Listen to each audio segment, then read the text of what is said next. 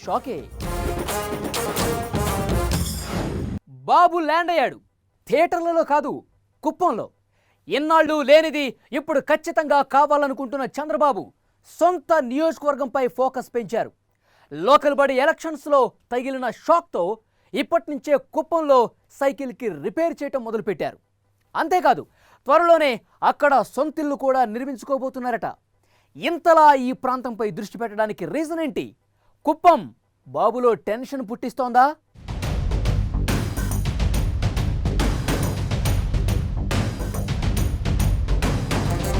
కుప్పంగడ్డ చంద్రబాబు అడ్డ, అక్కడ ఆయనకు పోటీ లేదు బిడ్డ అని తెలుగు తమ్ముళ్లు గల్లా ఎగరేసి మరీ చెబుతుంటారు.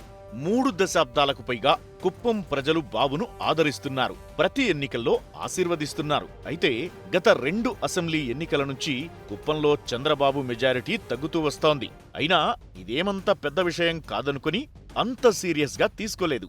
ఎందుకంటే కుప్పం తనదేనని గట్టి నమ్మకంతో ఉండేవారు. కానీ ఈ మధ్య కుప్పంపై ఫోకస్ పెంచారు. ఇందుకు పంచాయతీ, మున్సిపల్ ఎన్నికల్లో వచ్చిన ఫలితాలే కారణమని కార్యకర్తల్లో చర్చ జరుగుతోంది.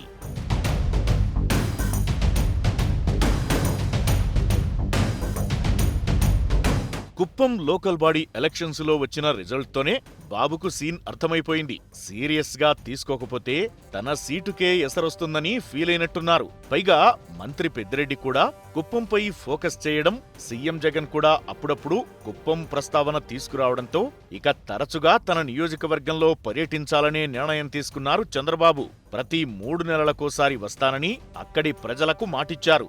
ఇప్పుడు అక్కడే పర్యటిస్తున్నారు.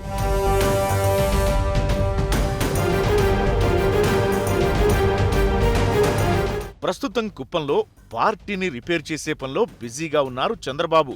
గ్రౌండ్ లెవెల్ నుంచి మరోసారి తెలుగుదేశం బలోపేతానికి కృషి చేస్తున్నారు. ఏళ్ల తరబడి కుప్పం టీడీపీలో కొనసాగుతున్న సీనియర్లను నమ్ముకోకుండా తానే రంగంలోకి దిగారు. పార్టీ కార్యకర్తలతో బాబుగారే నేరుగా మాట్లాడుతున్నారు. మరోవైపు కుప్పం వైసీపీ ఇన్ఛార్జిగా ఉన్న భరత్ను ఈ మధ్య ఎమ్మెల్సీ పదవి వరించింది. అంతేకాదు, భరత్ ఇప్పుడు చిత్తూరు జిల్లా వైసీపీ ప్రెసిడెంట్ కూడా. కేవలం తనను టార్గెట్ చేసేందుకు భరత్కు వరుస పదవులు కట్టబెడుతున్నారని చంద్రబాబు భావిస్తున్నారు. ఇందుకోసం ఎత్తుకు పై ఎత్తులు వేయడం మీదే బాబు ఫోకస్ పెట్టారు.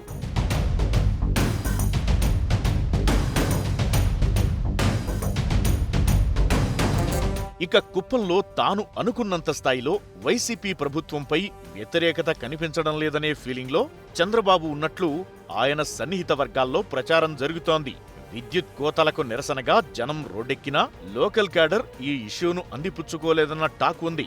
పైగా అక్కడున్న తెలుగుదేశం నాయకులు నిరసనలతో సరిపెడుతున్నారు తప్ప పార్టీ బలోపేతం కోసం పనిచేయడం లేదని భావిస్తున్నారు. తానే వచ్చి పరిశీలిస్తే తప్ప కుప్పంలో క్వారీ మాఫియా బండారం బయటపడలేదని, ఈ వ్యవహారాన్ని లోకల్ క్యాడర్ రాజకీయంగా సరిగ్గా వాడుకోలేదని పసుపు దళపతి ఫీలవుతున్నారు. అందుకే ఆయనే రంగంలోకి దిగి కుప్పం టీడీపీలో కొత్త ఉత్తేజం నింపే ప్రయత్నాలు మొదలుపెట్టారు. 7 సార్లు కుప్పం నుంచి గెలిచారు. అయినా అక్కడ చంద్రబాబుకు సొంతిల్లు లేదని వైసీపీ నాయకులు విమర్శల డోస్ పెంచారు. వాటన్నింటికీ చెక్ పెట్టేందుకు కుప్పంలో సొంతిల్లు నిర్మించుకోవాలని డిసైడ్ అయ్యారు చంద్రబాబు. ఇందుకోసం శాంతిపురం మండలం బైపాస్ రోడ్డులో స్థలాన్ని కూడా సెలెక్ట్ చేసుకున్నారనే టాక్ వినిపిస్తోంది. 3 నెలల కిందటి వరకు కుప్పంను అంత సీరియస్ గా తీసుకోని బాబుగారు ఇప్పుడు సొంత నియోజకవర్గంపై గట్టి ఫోకస్సే పెట్టినట్టు అర్థమవుతోంది.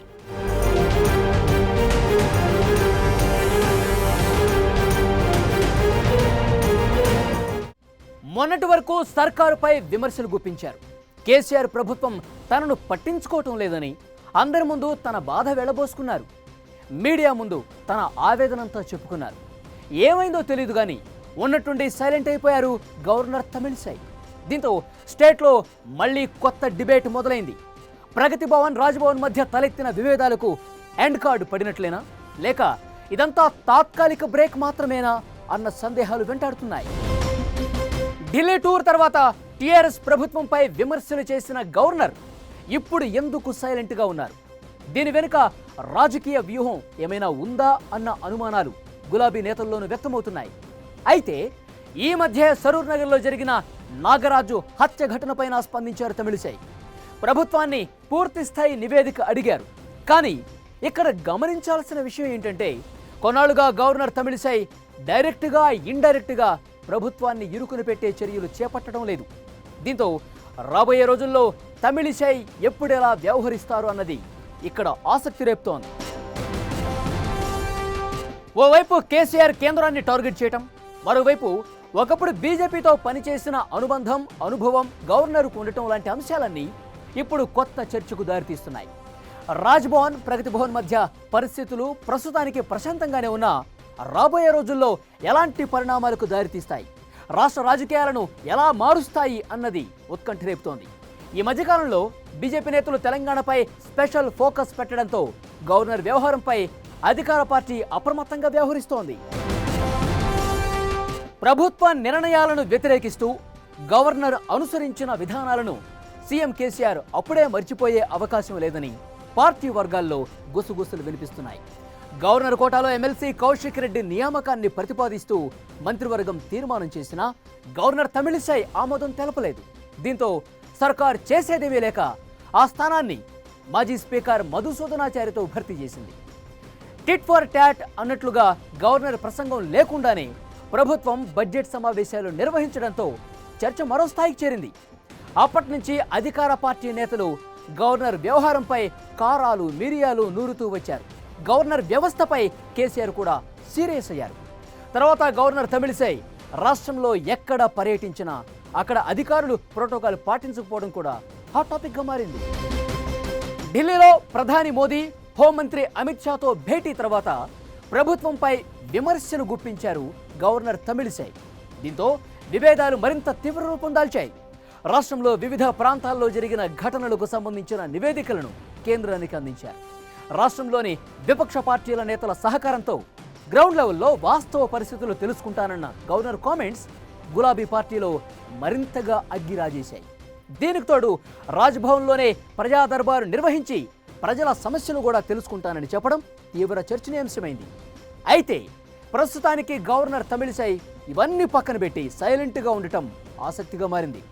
రానున్న రోజుల్లో ఆవిడెలా వ్యవహరిస్తారన్న దానిపై అటు టీఆర్ఎస్లో ఇటు రాజకీయ వర్గాల్లో ఇంట్రెస్టింగ్గా మారింది. నిజామాబాద్ మాజీ ఎంపీ కవిత పొలిటికల్ జర్నీపై మొన్నటిదాకా కొన్ని డౌట్స్ ఉండేవి. ఆవిడ మళ్ళీ ఎంపీగా పోటీ చేస్తారా లేదా అనే అనుమానాలు, వచ్చే ఎన్నికల్లో అసెంబ్లీకి పోటీ చేస్తారట అనే ప్రచారాలు కూడా సాగాయి. కానీ ఇప్పుడు అవన్నీ పటాపంచలైపోయాయి. కవిత మళ్ళీ నిజామాబాద్ పార్లమెంట్ బరిలో దిగటం ఖాయమని అర్థమైపోయింది. అయితే ప్రస్తుత ఎంపీ ధర్మపురి అరవింద్ ఎంపీగా పోటీ చేస్తారా లేదా అన్నదే ఇక్కడ సస్పెన్స్.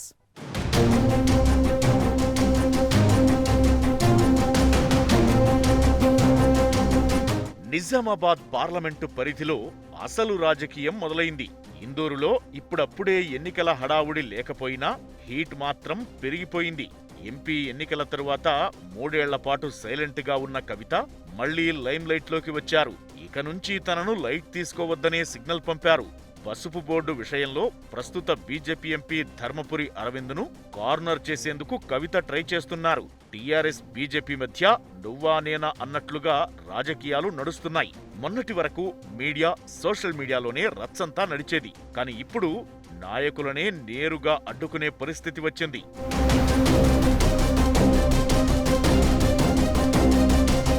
నిజామాబాద్కు పసుపు బోర్డు తెస్తానని బాండ్ పేపర్ రాసిచ్చిన ఎంపీ అరవింద్ ఇంకా ఎందుకు తేలేదని కవిత ప్రశ్నించడం, ప్రత్యేకంగా ప్రెస్ మీట్ పెట్టి మరీ కడిగి పారేయడం జిల్లా రాజకీయాల్లో హాట్ టాపిక్గా మారింది.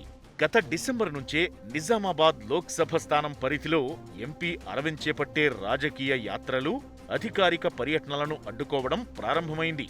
రైతులే ఎంపీని అడ్డుకుంటున్నారని అధికార పార్టీ నేతలు చెబుతుంటే రైతుల ముసుగులో టీఆర్ఎస్ కార్యకర్తలే ఆ పని చేస్తున్నారని కాషాయం పార్టీ నేతలు అంటున్నారు.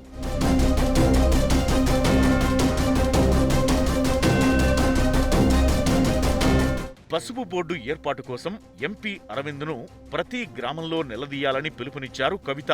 దీంతో వేల్పూరు మండలం కుకునూరులో ఎంపీని అడ్డుకునేందుకు రైతులు సిద్ధంగా ఉన్నారని తెలియడంతో టూర్ రద్దయింది. దీంతో తన పర్యటనకు రక్షణ కల్పించాలనే డిమాండ్తో ఎంపీ అరవింద్ కమిషనర్ క్యాంపాఫీస్ దగ్గర ధర్నాకు దిగారు. తరువాత ఆర్మూర్ పెర్కెట్లో ఎంపీ ఇంటి ఎదుట పసుపు కొమ్ములు పారబోసి రైతులు నిరసన తెలియజేశారు. ఆ తరువాత ఎంపీ అరవింద్ అనుచరులు, బీజేపీ నాయకులు, కార్యకర్తలు కవిత ఇంటి ముందు ధర్నాకు దిగారు.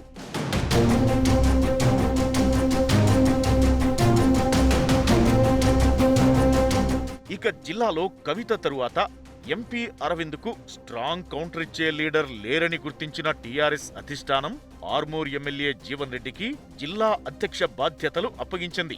అంతే, జీవన్ రెడ్డి జూలు విదిల్చి రాజకీయ యుద్ధక్షేత్రంలోకి దిగిపోయారు. ఎంపీ అరవింద్ను ఎక్కడికక్కడ అడ్డుకోవాలని క్యాడర్కు పిలుపునిచ్చారు. ఆ తరువాత 2 మండలాల్లో ఎంపీ అరవింద్ అధికారిక కార్యక్రమాలను టీఆర్ఎస్ నాయకులు అడ్డుకున్నారు. దీంతో తనకు పోలీస్ శాఖ సహకరించడం లేదని ఆరోపించారు. 6 నెలల్లో 2 సార్లు ఎంపీ అరవింద్ పోలీస్ కమిషనరేట్లను టార్గెట్ చేస్తూ నిరసనలకు దిగారు. ఈ మధ్యే లోకల్ పోలీసులపై నమ్మకం లేదని టీఆర్ఎస్ తీసుకున్న కేంద్ర బలగాల్లో పనిచేసిన వారితో అత్యాధునిక ఆయుధాలతో సెక్యూరిటీని పెంచుకున్నారు. ఇక నిజామాబాద్లో సాగుతున్న మరో ప్రచారమేమిటంటే, వచ్చే ఎన్నికల్లో ధర్మపురి అరవింద్ ఎంపీగా కాకుండా ఆర్మూర్ నుంచే ఎమ్మెల్యేగా పోటీ చేస్తారనే టాక్ వినిపిస్తోంది. దీంతో సిట్టింగ్ ఎమ్మెల్యే జీవన్ రెడ్డి కూడా అలర్ట్ అయిపోయారు. జిల్లా అధ్యక్షుడి హోదాలో అరవింద్ను టార్గెట్ చేస్తున్నారు. కవిత, జీవన్ రెడ్డి పొలిటికల్ అటాక్ కు సంబంధించి ఏం జరగబోతోందోనని ఇందూరు ప్రజలు ఆసక్తిగా ఎదురుచూస్తున్నారు.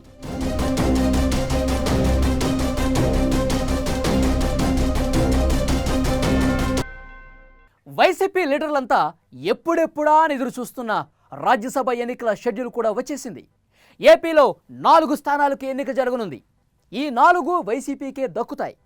అయితే అధికార పార్టీ తరఫున రాజ్యసభకు వెళ్లే ఆ 4 ఎవరు అన్నదే ఇప్పుడు ఏపీ పాలిటిక్స్లో హాట్ టాపిక్గా మారింది.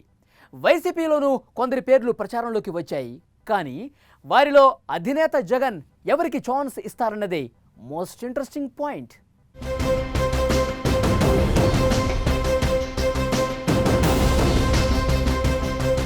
ఆంధ్రప్రదేశ్లో 4 రాజ్యసభ స్థానాలు ఖాళీ కానున్నాయి.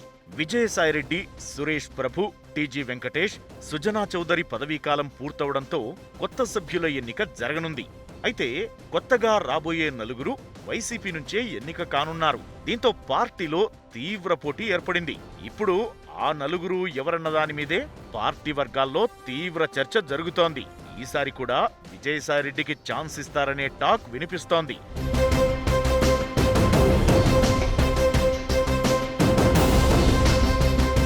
కొత్తగా ఏపీ నుంచి ప్రముఖ పారిశ్రామికవేత్త గౌతమ్ అదానీ భార్య ప్రీతి అదానీకి రాజ్యసభ సీటిచ్చే అవకాశమున్నట్టు తెలుస్తోంది. గతంలోనూ అంబానీ కోటాలో పరిమళ్ నత్వానీకి రాజ్యసభ స్థానమిచ్చారు జగన్.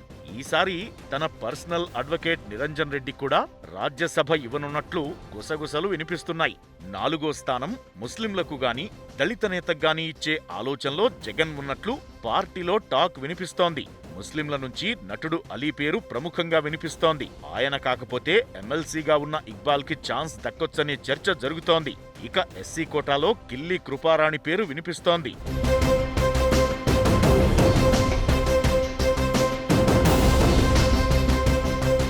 వీరితో పాటు పార్టీలో కీలక నేతలుగా ఉన్న సజ్జల రామకృష్ణారెడ్డి, వైవి సుబ్బారెడ్డి పేర్లు కూడా రాజ్యసభ రేసులో ప్రముఖంగా వినిపిస్తున్నాయి.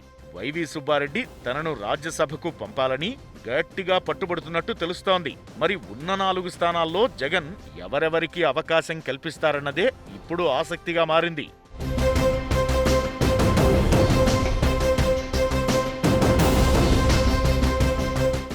అనిల్ రావిపూడి గురించి తెలిసిందేగా.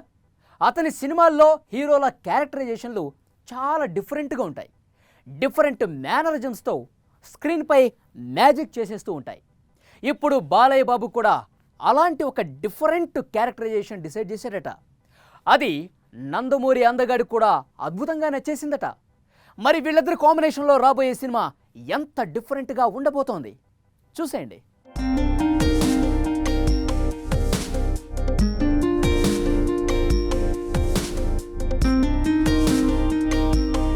అఖండ ఇచ్చిన బూస్టుతో బాలకృష్ణ ఫుల్ జోష్లో ఉన్నారు. వరుసగా సినిమాలకు సైన్ చేస్తూ జోరు చూపిస్తున్నారు. కామెడీకి కేరాఫ్ అయిన అనిల్ రావిపూడి డైరెక్షన్లో బాలయ్య బాబు సినిమా ఓకే అయ్యింది. దీనికి సంబంధించి సోషల్ మీడియాలో ఇంట్రెస్టింగ్ అప్డేట్ వైరల్ అవుతోంది. అదేమంటే వీళ్ళిద్దరి కాంబినేషన్లో రాబోయే సినిమాలో బాలకృష్ణ క్యారెక్టరైజేషన్ ను చాలా కొత్తగా డిజైన్ చేశాడట అనిల్.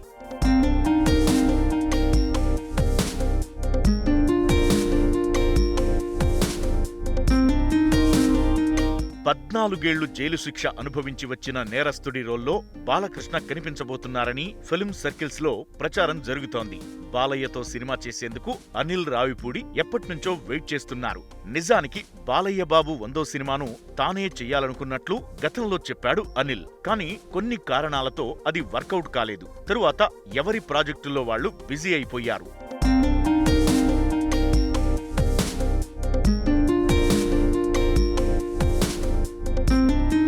ఈ మధ్యే బాలయ్య బాబుకు స్టోరీ నేరేట్ చేసి మెప్పించాడు అనిల్. బాలకృష్ణ కూడా చాలా ఎగ్జైట్ గా ఫీల్ అయ్యారనే టాక్ వినిపిస్తోంది. ప్రస్తుతం గోపీచంద్ మలినేని డైరెక్షన్లో సినిమా చేస్తున్న బాలకృష్ణ తరువాత వెంటనే అనిల్ ప్రాజెక్టుకి షిఫ్ట్ కానున్నారు. వీళ్ళిద్దరి కాంబినేషన్లో రానున్న సినిమా ఇప్పటి వరకు బాలయ్య ఎప్పుడూ చేయనంత కొత్తగా ఉంటుందని చెబుతున్నారు. అనిల్ సినిమాలో బాలయ్యకు జోడీగా మెహ్రీన్ నటించబోతున్నట్లు టాక్ వినిపిస్తోంది.